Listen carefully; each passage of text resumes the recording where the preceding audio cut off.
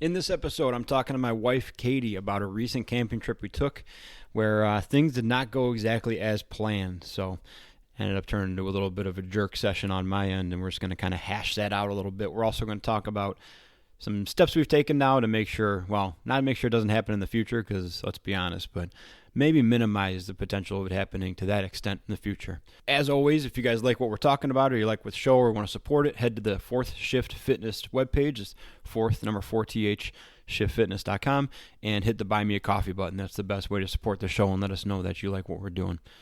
Here comes the intro. Skip forward 30 seconds if you want to get right to the episode.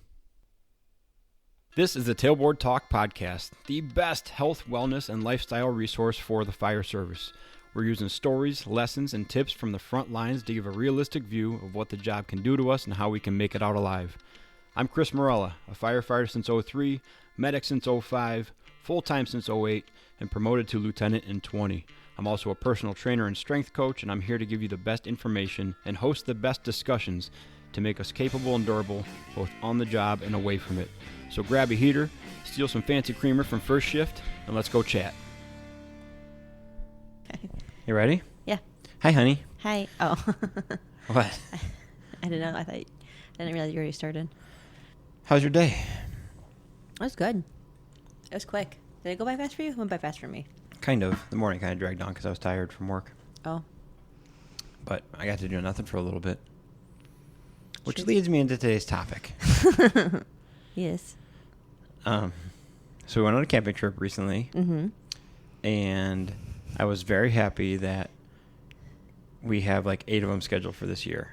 Okay. I was happy because, well, so we'll back up a little bit because I guess not everybody, I don't post much camper stuff when we're out on trips and stuff. I post things afterwards, you know. Right. So we got a camper last year. It's 21 feet-ish, and it's small, and it's very easily portable, and we're never going to upgrade to anything bigger because it's perfect. Shouldn't lie to your people. And it's lightweight, and it's just the best, especially for how we use it, because we just get up, maybe have breakfast, then leave for the day, and come back for dinner maybe. Yeah. So it's perfect for that. Mm-hmm. If we were like staying at campgrounds all day or living out of it, it'd be a different story. But anyways, we got a camper. Went on a couple trips last year. This year we planned like 6 or 7 trips. Like one a month. Yeah. So every Kelly day. And then for 4 months, I was able to couple up vacation days with Kelly Day time. So longer trips. So we've already been to Florida, Nashville, Michigan twice. Or no, Wisconsin once, Mm-hmm. Michigan once. Yep. We're going back to Michigan 2 more times. One more time. We're doing Door County. That's Right. Wisconsin. Mm-hmm. So we're doing each of those ones. And then we might go back down to Florida in November. Yeah. Right? That's not a camping trip. Might be a camping trip. Maybe. So we're using this thing. And most of the trips have been, I mean, all the trips have been pretty easy, I would say. Mm-hmm. Campers worked out great. Mm-hmm. After like the first one, we kind of fell into a groove, and like Mm-hmm. setup's not a big deal. Mm-hmm. Nashville was the only real pain in the ass. That was when the brake alarm was going off, and we left at 5 o'clock in the morning in the rain, and I couldn't hook up for the life of me. So that was very frustrating. Yeah, we started that trip home in a dip. Yeah, so that was a tough one. But everyone after that has been fine. Yeah, knock on glass. Whatever. This one was the first one that's been like a struggle, I feel like, Mm-hmm. from my side. And I have a couple ideas why. I think I know why it was a struggle. Okay. But why don't you tell me and people listening what you thought happened on this camping trip? Like, what did you see from me on the camping trip? Well, you started off tired, Yeah.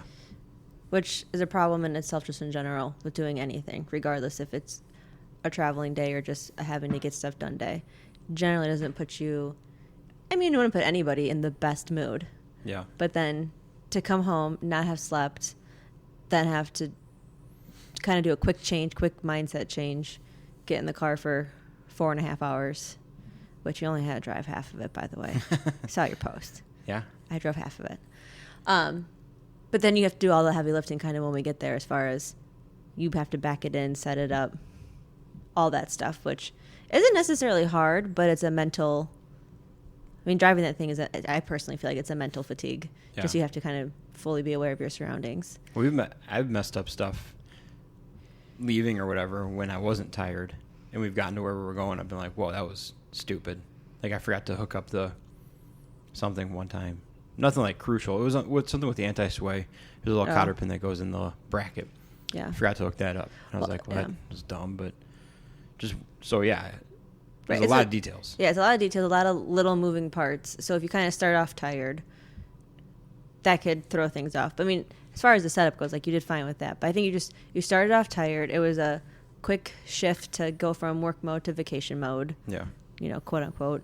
What I remember even saying in the kitchen, like, I threw something. I had two things in my hand, and I threw something in the wrong spot. Like, I had my gloves in my hand that I was going to use to carry the trailer hitch, and like my car keys, and I threw the gloves in like my backpack or something like that, and walked out the door. Yeah, I was like, what am I doing? Yeah, you did something goofy. So I was already screwed up. Yeah. In general. Yeah. So what about like when we got there?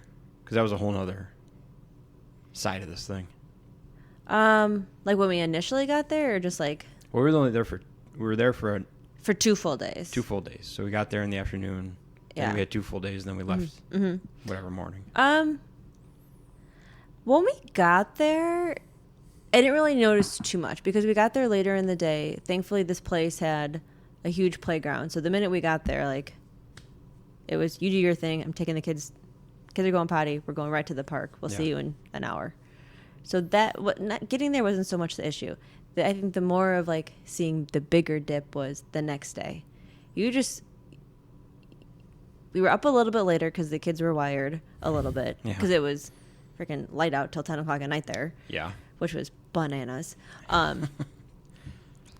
But they got up at their normal time. There was no real sleeping at their normal time. Yeah. So it's not like you caught up on your sleep at all. And then Nathan was just freaking ready to go. Well, he slept perpendicular in the bed for half the night too. Yes. So. That's the other thing. He had zero interest in sleeping in his bed on this trip, which was a little frustrating. Yeah. Because he does sleep like an octopus all over the place. Yeah. So really the majority of you being kind of a jerk didn't really step until the next day. What? Yeah, you heard me. You were a little testy. Yeah. Not like, you're just testy. Yeah. You were a little on edge. Because I don't know. I think Nathan was just freaking wired, ready to go, and he did something, and it just, like, I think just catapulted you into another, like, well, level. He just doesn't listen now.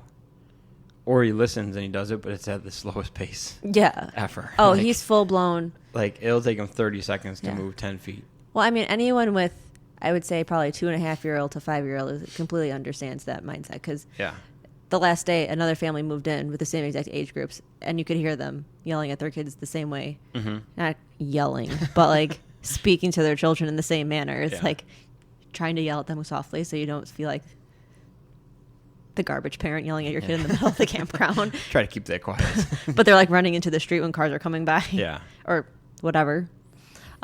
Or jumping out of the window and running across the street. Oh my God. I don't really want to talk about that. We'll say that for the end of this. Okay. Nothing to do with the camping trip. But yeah, he just did something. He wasn't, I can't remember. I think he was like trying to find his hiking shoes. He wanted to do it himself. Sure. And it could have been anything. You're just like, I don't know. You just were done. I'm like, what is the problem? You're like, can I just be frustrated? Like, why? That was the other thing. I just wanted to be angry for 5 minutes. That's fine. You can be angry. Just don't bring your angry energy into my happy camper. We were having a good time. I was probably feeding off your face or something. Everyone, like that. I'm sure you had your RPF going, and I was like, "Oh, it's party time! Everybody's angry now."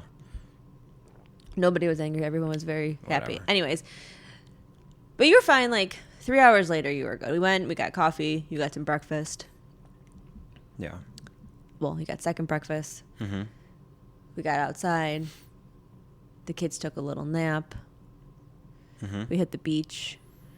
And then Nathan fed off your energy, and he was ready for it. And everything to do with the beach. And you're like, bye. We're going to the beach. You two can go on your hike. Yeah. So me and Sawyer went on a hike, and you and Nathan hung out at the beach. That was, and that was just another instance of him not listening and not wanting to do, like, he was not into the hike at all. No, Like, he saw the walk, park and you was know? like, not happening, folks. But even that, I was like, hey, don't. He had his little hiking shoes on. I was like, don't jump in the water. Let's just stay in the sand and we'll play on the swings. Mm-hmm. And he climbed up on like a 2-foot rock and like cannonballed in the water. I was like, Mm-hmm. can you not? And then He cannot. And then I got him out of the water. I was like, good, let's go back and get your suit on. We'll go swimming. And because his shoes were wet, he was walking like a cat with socks on. And it took us 20 minutes to walk from where we were, that little park, back to the car, which was like 50 yards. And it was torture. And I didn't want to like grab him and like carry him because we had nothing to get to, you know. So this was the internal struggle I was going through. I know, it's my 'Cause we had internal... nowhere to- It's every day is my struggle. Yeah, we had nowhere to be, nothing to do, but can you move it? Like, can you move your ass, please? No, he was at his pace. Oh, my God. So here's what I think happened. Was that pretty much... That's pretty much it. Yeah, right? pretty much after that morning, you were... Like, I feel like it took you almost till that afternoon to... Like the second afternoon? Or the first full day The first afternoon? full day, like the afternoon, like after we did our beach morning, walked around for a little bit, got Yeah. lunch, and then we just walked the little downtown. I feel like then you were kind of... Okay. Well, it takes a while. Even when we go to, like, I think before kids, even when we would go to Florida or Mexico or whatever, we would get there in the mid-morning. Mm-hmm. The rest of that day, I wasn't, like, in vacation mode. No. And then even it would take till, like, noon the next day to be Mhm. like, okay, we can just hang out. Yeah. There's nothing going on. I'm not missing anything. Mm-hmm. I guess it's vacation time, you know? Mm-hmm. So I think what happened with this one is, I mean, you're right. I was tired, so we had a major, it was like the perfect timing. I was on the Quint, and we were leaving the next day. So it should be, well, I'll go back even further. The 1st, so I worked January 1st, right? When did we leave? The 5th? July 1st, you mean? Yeah, obviously. Yeah, you worked 4th of July. We left the 5th, right? Yes, Okay. Tuesday. So I worked the 1st of July, and we were Mhm. up all night on the ambulance. Like I slept from 4 to 5:30 in the morning or something Okay. like that, right? Sure. And then didn't catch up much here. Got regular like 6-ish hours of sleep probably. Oh, yeah, that's right. Mm-hmm. And then the 4th, I was on the Quint, so I'm thinking that'll be better. We'll probably sleep at night. Might go out with the ambulance once, and then I'll be ready to go home and as I've been doing because fitness guy. Totes. And Did you say cheap guy? Who doesn't pay for gas? yeah, fitness. Fitness money in my wallet that I'm saving from riding my bike to work. And a storm came through at 1 o'clock in the morning. That was like a microburst storm that we did not know was happening I believe you. until you saw the video on my Instagram page that you don't check. Oh, yeah, it was like really rainy. Yeah, I remember that. It was like really rainy. Yeah. we slept through that. So it destroyed the entire east side of Yeah, that's too where I far away work. from me. And 7 miles. And so we were up from 1 o'clock. So between 1 and 7:30 when I left, I ran 10 calls, which was all just wires down and trees down on houses and whatever else. So it was nothing like crazy, but we were out in the rain in like the 80-degree Yeah, no thanks. rainy humidity for 4 hours overnight, you know. Took a quick shower, and then it was time to get the camper stuff going. So what? But I just want to say, everything was done for you. All you had to do was hook it up. Well, that was our plan, though. So that was like... That wasn't like I just sat around like an asshole for a week. That was a plan. No, I know. Yeah. But so you just had like a really small part to do when you got home. So like I was trying to take A really small part. Listen, lady. A really small part. Getting the camper hooked to the truck and leaving. Yeah. It's like the entire vacation. Okay. Without me, there's nothing. All Only right? because I can't pack that thing up. That's right. Yeah, you can back that thing up. So, Oh my God. so what I realized had happened, like the second day, what I realized was going on was that I was telling Nathan to do things with the same timeline expectation that I was telling people to do stuff the night before during the storm. Mm-hmm. So if I would tell the guys I was working with, like, go knock on that door, tell them that there's a line down in their driveway, don't come outside, and you go over there and put some caution tape up, and we're leaving, we're going to the next call. I have an expectation that's going to happen all within 5 minutes, you know? Mm-hmm. If I tell Nathan, find your socks, it's like a 45-minute Iliad going on. Yeah. And so I was getting frustrated because from getting up in the middle of the night, working through the morning, coming home, going right into task stuff with the camper, I never broke like the pattern of work. Mm-hmm. And so I was in like when we had the kids and you're just like, well, it's 2:00. I'll get up and do the bottle thing. Well, it's 2:45. I'll get up and change the diaper thing. Like you just kept operating in a low hum and just knocking tasks off the list. Right. You know? So that's what I kept doing. And I was stuck in that because there was no separation. Well, no. And then you did get hit with the trifecta of you started the drive and the kids slept that entire time. And then the minute we switched, they both woke up and were like, where's my snacks? Where's my water? Where's Party my time. entertainment? And you had to, there was no rest for you for doing that car ride. It was absolute party time. We were complete. So that was the first reversal. issue. That was the first issue was that I got stuck in work mode all the way through the first day. And we come up with a solution to that we'll talk about. The second issue was I have, and we talked about it on the trip, I have like 2 projects going at the fire station right now, or the fire department, that are upcoming, and nothing like earth-shattering, but both require some effort towards them. Which I did not know about. Coincidentally, I did not know about until I asked you about them on our trip when we were taking a drive for nap time. Yeah.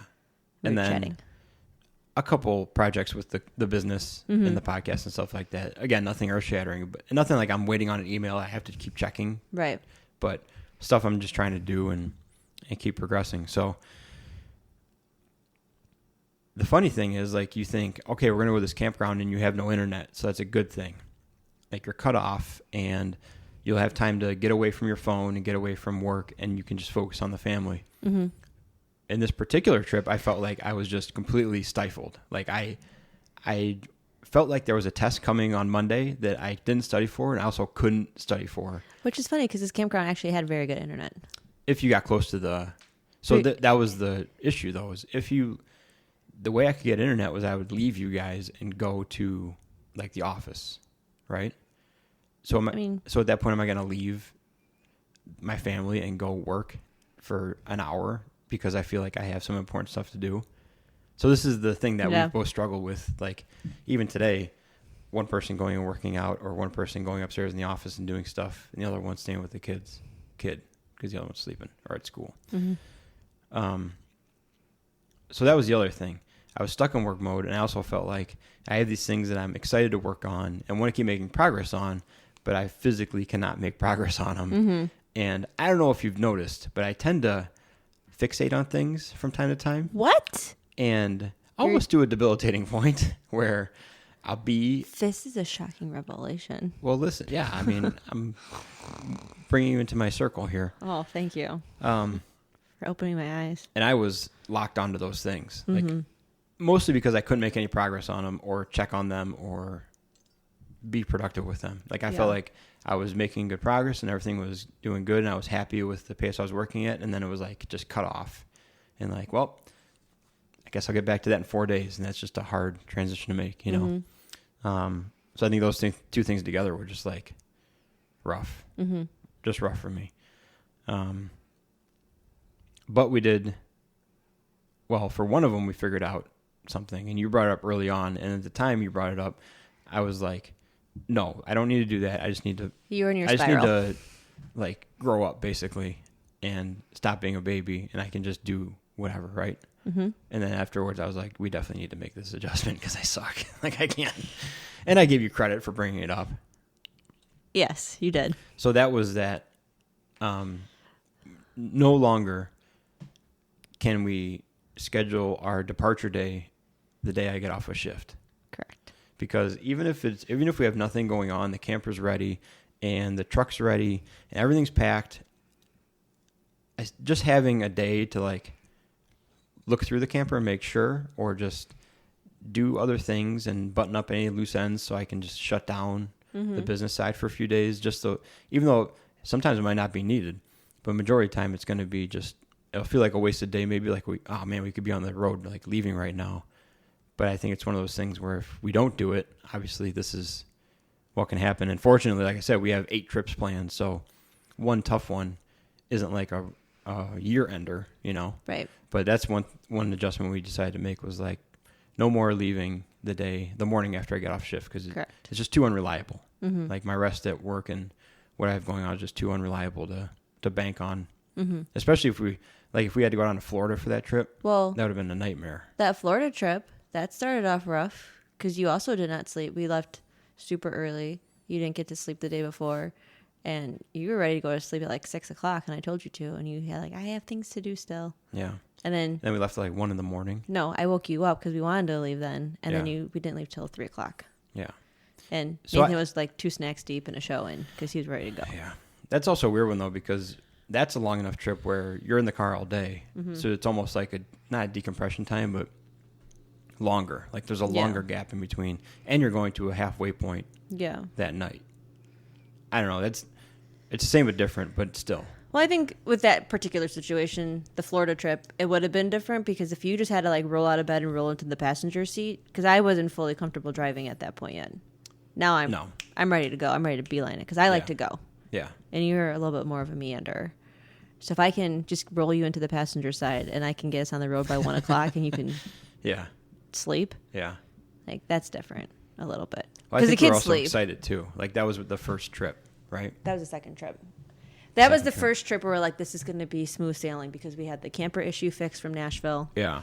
So we were excited. Yeah. Like, that was going to be a full, like, that's like an 11-day trip. Yeah. So that was like a big deal to look forward to. So even though we were both tired, it was like you could switch gears because it was purposefully. Yeah. This one was more of a mundane trip where I had like a routine trip. Yeah. 4.5 hours away.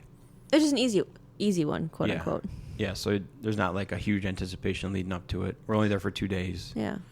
But we kind of and you said on the way home too, it was one of those trips where it was kind of weird. Like we started the morning in Michigan, and then we got home, we cleaned up, like went for our bike ride, did the whole dinner thing, and then you went and played hockey that night. Yeah. And we're up the next morning to take Nathan to soccer. So it was very weird. It was weird. But we're gonna do more of those. You know, we have 2 more of those coming up. We have 2 more of those, and then we got to figure out our 2 big trips. Yeah. At the end of the year. So I think on the other side, the work front, I mean, I did an okay job getting some stuff done. Like I got a soundbite made that I was able to push out that morning. Mm-hmm. I got a graphic made on the way home, you know. Mm-hmm. It's probably just going to require the thing I'm worst at, which is just planning ahead and producing stuff that I have in the can kind of that I can just push out on the trip or. Well, I think too, this was our first full year with the camper. This was the most trips we've planned. So obviously we know for next year, even if we plan something the day after you get off shift because we have a small window, or we just want to go somewhere it's like a 2-hour drive away. Yeah. We just kind of know how we need to. That's not necessarily our mindset, but your mindset.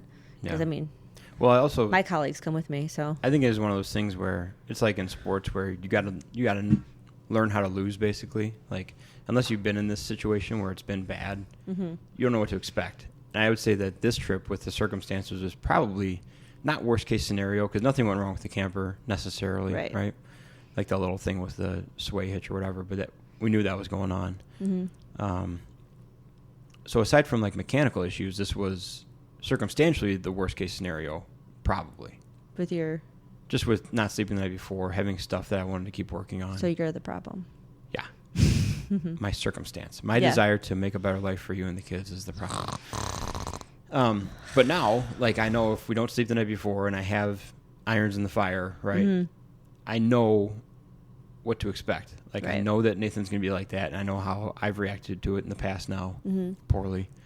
But I know that, like, a day and a half in, it'll probably turn around if I just quit being a dickhead and take a better look at it. Just get over your own guilt and go to the office for an hour. I mean, you know, I understand what you're doing, you know, provides all of what we can do. So if you say to me, hey, on our 4th trip of the year, I need to go to the office and steal their internet for an hour, I'm not going to be like, how dare you leave us on our family vacation? That's going to be toodaloo, see you in an hour. Like, I'm taking them to the park. Like, stop frowning at us and get out. Yeah. I didn't frown that much. Okay. But there's times, too, like when we get into our trips where Nathan's go, but when that kid's ready to take a rest, like what I think is really cute now is he put himself in his bunk and was like, I just want a show. I need because he tells us now, he's like, I want to break in a show. Yeah. Because we don't do a ton of screen time, like, unless we're driving. Yeah. The screen time is very limited at the camper. So, and he's like, I want to break in a show. And Sawyer's just waddling around the camper. Yeah. You can also take that time to go away. Yeah. So I think you have to get over your own dad guilt. Good luck, lady. Good luck. Any other like lessons or anything you took away from this trip? Those are two big ones for me. I mean, just managing my expectations based on the circumstance. I think for me, this trip was more managing my own annoyance and frustration. Yeah. Of, I get it, you're tired. But then there's a couple of times where I'd be like, well, I'm freaking tired too. Like, yeah. This is like, these two are my job. And I didn't get to just cut it off. Never leave my side. No. So I'd be like, suck it up, buttercup. Yeah. But I have to realize, like, it's completely different. Just how we talked about the other night when you're like, oh, I got up at 11 and 3. I'm like, oh, so did we. And you're like, oh, really? I'm like, It's the same. I had walked down the hall and cuddled with our kid, but I mean, I was up. Yeah. So I think it just That wasn't the other night. That was this morning, by the way.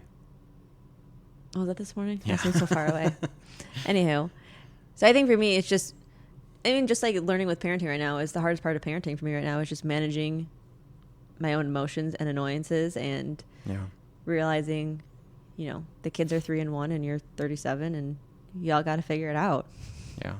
And that meme that you sent is like the most perfect thing ever with the Loki meme where it's like you feeling distraught about yelling at your kid. He's like, yes, very sad. Yeah. Anyways, where's my snack? Like that could not be more perfect for Nathan. Oh my God, totally. Because in 1 second the world's ending, next minute he's like, I love this house. I know. This is perfect and I can't believe it. And it's like, Daddy, watch me.